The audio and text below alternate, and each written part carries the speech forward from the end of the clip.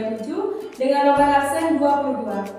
Perkenalkan, saya Dimari Teja Pratiwi dengan NIM 21 1103 1163 dengan nomor absen 07. Perkenalkan, nama saya Nana Pertini dengan NIM 2111031408 dengan nomor absen 18. Perkenalkan, nama saya Numan Adia Putri dengan NIM 2111031431 dengan nomor absen 21.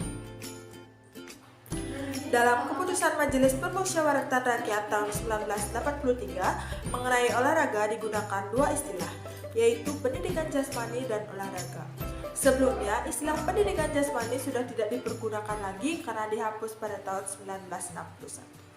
Sejak tahun 1961 hingga adanya keputusan Majelis Permusyawaratan Rakyat tahun 1983 itu, hanya kata olahraga yang dipakai dalam memberikan gambaran dan pengertian tentang pendidikan jasmani.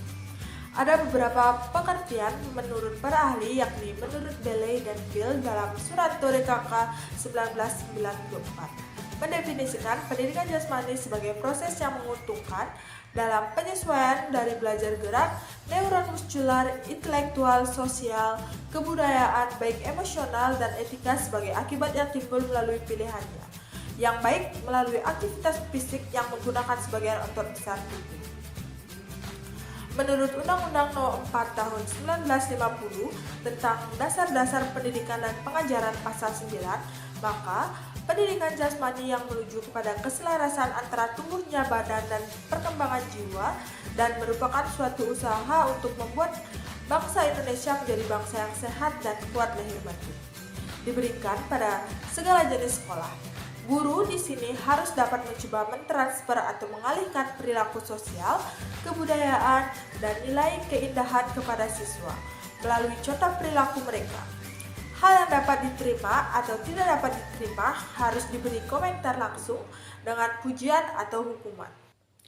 Tujuan pendidikan jasmani. Tujuan pendidikan jasmani konsisten dengan tujuan pendidikan umum. Berikut merupakan tujuan-tujuan pendidikan jasmani yang menjadi pedoman kerja bagi guru-guru di sekolah. Misalnya, yang pertama, tujuan untuk percaya terhadap diri sendiri, mengembangkan daya ingatan, keterampilan dalam proses fundamental untuk berbicara, menulis dan berhitung, penglihatan dan pendengaran, memperoleh pengetahuan kesehatan, pengembangan kebiasaan hidup sehat, mengenal kesehatan masyarakat, pengembangan untuk hiburan, intelijensi, perhatian terhadap keindahan, dan pengembangan budi pekerti yang baik. Kemudian yang kedua, tujuan yang berhubungan dengan kemanusiaan, saling menghormati, persahabatan, kerjasama, berbudi bahasa luhur, menghargai keluarga, dan bersikap demokrasi di rumah. Kemudian yang ketiga, tujuan untuk efisiensi ekonomi, menghormati pekerjaan, berkemampuan menyaring hal-hal yang berhubungan dengan informasi, berhubungan dengan efisiensi, berhubungan dengan apresiasi dan penyesuaian ekonomi pribadi, pertimbangan terhadap pemakai, efisiensi dalam belanja, dan perlindungan terhadap pemakai. Kemudian yang keempat, tujuan yang berhubungan dengan tanggung jawab sebagai warga negara yang baik dan berkeadilan sosial, pengabdian terhadap masyarakat, penilaian terhadap kritik toleransi kelestarian lingkungan, aplikasi masyarakat terhadap ilmu pengetahuan sebagai warga dunia yang baik, waspada terhadap hukum ekonomi, terhadap membaca dan menulis politik kewarganegaraan, dan taat terhadap demokrasi. Tujuan-tujuan ini telah dicatat dan diuji oleh waktu, telah dipakai sebagai pedoman dari guru dalam semua mata pelajaran di semua tingkatan. Dalam Undang-Undang Republik Indonesia Nomor 2 Tahun 1989 tentang Sistem Pendidikan Nasional dalam Bab 2 Pasal 4 disebutkan bahwa pendidikan nasional bertujuan mencerdaskan kehidupan bangsa dan mengembangkan manusia Indonesia seutuhnya, yakni manusia yang beriman dan bertakwa terhadap Tuhan Yang Maha Esa dan berbudi pekerti luhur, memiliki pengetahuan dan keterampilan kesehatan jasmani dan rohani, kepribadian yang mantap dan mandiri, serta rasa tanggung jawab kemasyarakatan dan kebangsaan. Oleh karena itu, tidak berlebihan jika pendidikan jasmani berperan penting dalam menunjang tujuan pendidikan nasional tersebut. Sebagaimana arti dari pendidikan jasmani itu sendiri. Yang selanjutnya yaitu prinsip-prinsip. Nah, kita akan belajar lebih banyak tentang arti pendidikan jasmani di sekolah dengan melihat apa yang menjadi keyakinan pemimpin dan pemuka masyarakat yang dianggap menjadi teladan dalam melaksanakan prinsip pendidikan jasmani. Nah, prinsip-prinsip tersebut adalah peraturan dasar untuk mencapai tujuan pendidikan jasmani. Dr. Debert Albert Tauber dari Ohio State University dalam Colek dan Lutan 1997 memperkenalkan 10 dasar pedoman pendidikan jasmani, bahwa pendidikan jasmani merupakan gambaran dari negara dan merupakan pokok dari kebudayaan bangsa yang tidak bertentangan dengan usaha pencapaian tujuan hidup bangsa.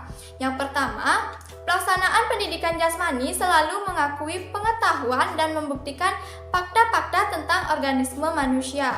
Yang kedua, dalam pendidikan jasmani ada satu sel tujuan, satu dasar penilaian, dan satu kriteria untuk mengukur manfaat pelaksanaan bagi kebaikan individual. Nah, yang ketiga, dalam pendidikan jasmani terdapat potensi besar untuk belajar menanamkan pantulan pikiran dan kecerdikan memilih. Yang keempat, bahwa dalam mengajar, penilaian pada bidang moral etik harus direncanakan dengan mempunyai kepastian yang jelas bagi keterampilan tersebut. Yang kelima, pendidikan jasmani banyak memberikan ilmu pengetahuan sosial yang hasilnya dapat diukur dalam hubungan dengan tingkah laku kelompok. Nah, yang keenam, kegiatan dan metode untuk mencapai tujuan-tujuan harus memancarkan kesadaran lebih mementingkan lahiriah, lebih disenangi daripada bakat individual yang mementingkan diri sendiri. Yang ketujuh, pendidikan jasmani jauh dari unsur-unsur mengasingkan dan memisahkan diri. Kurikulum pendidikan jasmani berisi unsur-unsur serupa atau sama dengan ungkapan perasaan seni yang lain. Yang kedelapan, pendidikan jasmani sebagai profesi berdiri kuat di atas kaki sendiri berdasarkan ilmu pengetahuan, kebudayaan bangsa dan tidak berkewajiban terhadap profesi lain, tetapi siap bekerja sama dengan profesi yang lain untuk kebaikan manusia. Dan yang terakhir, pendidikan jasmani yang terutama diinginkan adalah kualitas kepemimpinan yang tinggi seperti halnya pada profesi yang lain. Perguruan tinggi harus memelihara landasan yang tinggi ini dan berusaha terus-menerus untuk memilih dan mempersiapkan kecerdasan. Yang terakhir adalah nilai-nilai dalam pendidikan jasmani.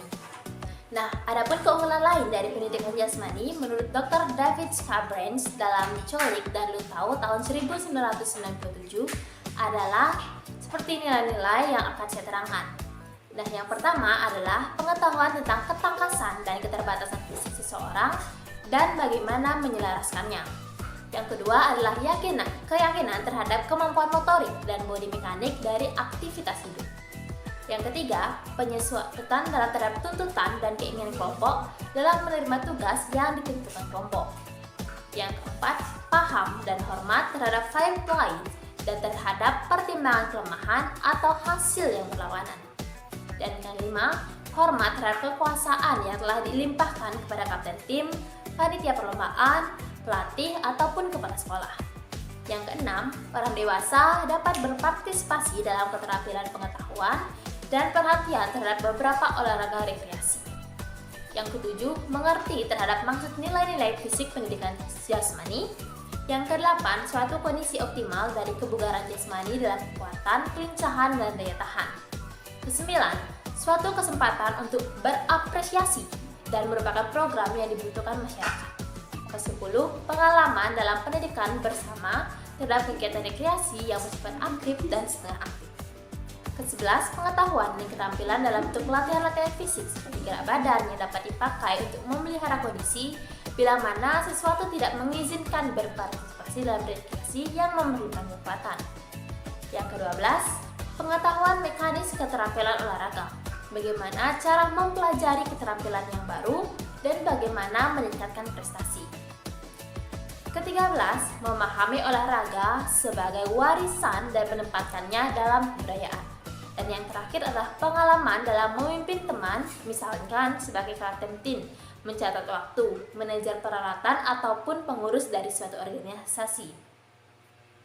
Nah, dapat dilihat bahwa dalam pendidikan jasmani ada nilai-nilai organik, intelektual, sosial, budaya, emosi, dan keindahan yang merupakan adaptasi dari pelajaran melalui rangkaian aktivitas fisik tertentu.